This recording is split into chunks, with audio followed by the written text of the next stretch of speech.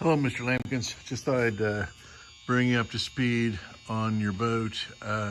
We keep thinking that we're done with it. So just wanted to go through everything we've done before I send the invoices so that you got a special understanding of what's been going on. Going clear back to the very end of February, we installed a new propeller shaft and a new prop shaft, a new strut bearing in the strut, which is the strut's right in front of the propeller. And we had your propeller rebuilt, as I recall. It's not on this invoice, but I believe we had it rebuilt and balanced and so forth, and straightened and balanced. And then we installed the rudder. So we put all this back together back here in late February.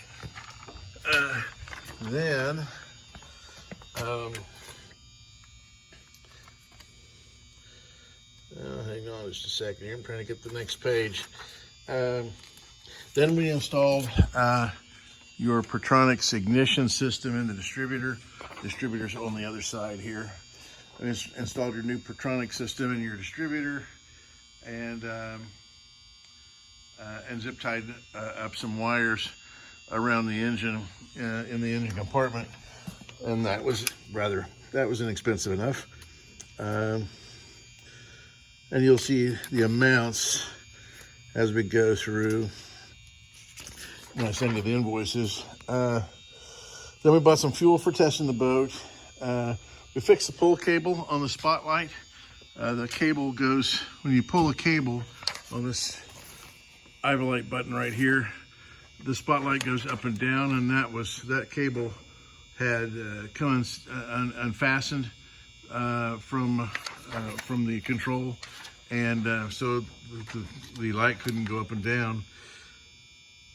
We soldered a new mounting stud on the back of the tachometer, as the mounting stud was broken off the tachometer and the tack wouldn't stay in the dash.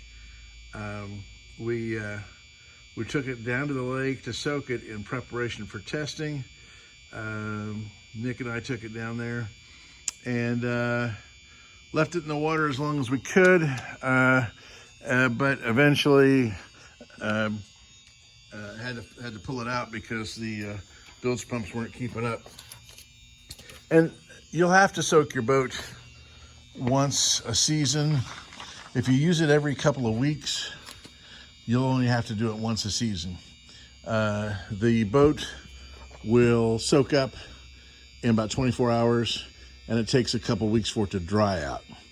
And the reason for the soak up is not only to stop it's not really to stop the leaks. That's really an indication that you have soaked up. The reason for the soaking is to expand the planks and tighten all your screws at once on the bottom of the boat. I had a guy tell me one time that he turned his boat over and he dug out every single screw hole and he tightened each screw about a quarter turn. And he was all proud of himself, and I didn't really have the heart to tell him. All he had to do was put his boat in the water and let it soak up, and those would have become tight as the plank swelled up. We had to put a new battery in for you. Your battery's located, should be located in front of the engine. I guess it's under this panel right here. So you'll have to move your jump seat to get to it. But we had to put a new battery in. Then next, and of course, like I say, we tried to soak the bottom up and test. We tried to test, and we still had to soak the bottom up. So while that was going on, we put a new battery in. We got the ignition system timed and tuned, and performed idle mixture and idle speed adjustments on the carburetor down here. And then we actually changed the oil in the engine, put in 5 quarts of SAE 30. And by the way, your transmission runs in engine oil. So we sucked the oil out of there as well. The starter solenoid failed, and we tried to start it back up. So we bought a new solenoid for the starter. That was $37.50. And we also put an anti-feedback diode in the generator. Excuse me, yeah, well, actually, you've got an alternator in place of the generator. That was running your battery down, and that was probably why we had to put a new battery on for you, because it wouldn't take a charge. It's been run down apparently so many times it wouldn't take a charge. We had a guy install the chrome on the hatch, and he installed the windshield, and then and then this other guy actually installed the tachometer. So chrome around their front hatch, looks like stainless steel around your front hatch, and attached the windshield and installed the tachometer. That's Michael Foley did that. Then we, and this is still in February, the end of February. We installed the graphics. Oh, and I guess we just got the graphics. We haven't installed them yet. Preferred stock. That was $193.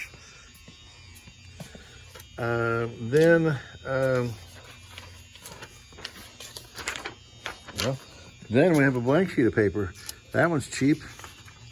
Then we have next. Okay, when doing a final assessment, we found that there's a large leak behind the cutwater. So what we thought was going to be a final assessment or a final trip to the lake for testing, it was starting to soak up pretty good, but we had a large leak behind this cutwater. Now, previously we'd repaired damage to the stem and gripe that was caused by the malfitting trailer. That was down. That repair was down in this area. So we had this big leak behind the cutwater. So we were, so we lifted it off the trailer, and there's I'm gonna show you. Maybe I can find a place to draw here. There's a joint down there, and there's a water stop in the joint. And what they do is, like, here's your stem, and then you have a gripe, which is about this angle right here, and then you have the keel, which is flat. So you have a three-piece. You have a piece here, you have the stem here, and then you have about a 45. You have a 45. You have another piece of wood, and then you have the keel. And right here, there's in the stem, there's a joint, and the joint is almost impossible to get it, perfect. So what the factory did is they put the joint together, then they drilled a hole in the joint and put a plug in there that perfectly fits that joint. And that's called a water stop. So part of this had broken away behind the cutwater, and the water stop was no longer tight in there. So we fixed that. And so we had to take the boat off the trailer and take the cutwater off to access that. Then, so we made the water stop plugs and put that together. So that was about a $500 repair. Then next,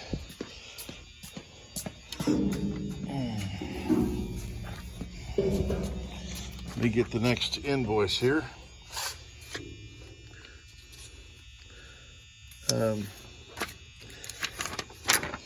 Next, we installed a new starter. We touched up the engine paint. One of these motor mount bolts that bolts it down to the stringer. One of those was spinning in the stringer. So what you have to do is take your bolt all the way out, and you put a dowel rod down in the hole, glue that in with epoxy, re-drill the hole, and put your bolt back in. So we did that.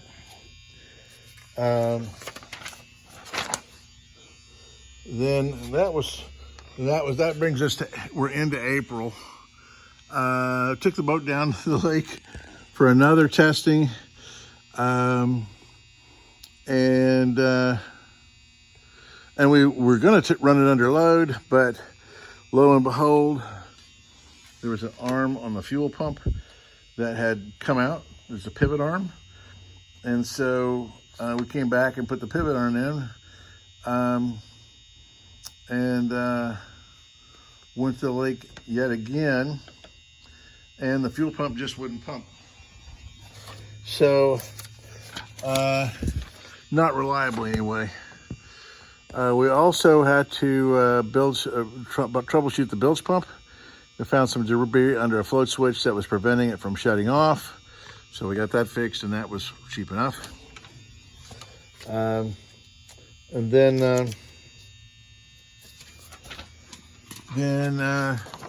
let's see. Then we found additional water coming out from behind the cutwater. So we took the cutwater off again and found a leak that was actually above the water line. That's why we hadn't noticed it before, because it was above the water line. We only noticed it because we had parked the boat with the front of the boat downhill. So water had rushed from the back of the boat to a point that's normally not underwater.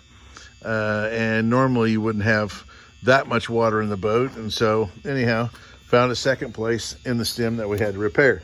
So basically we made 3 stem repairs.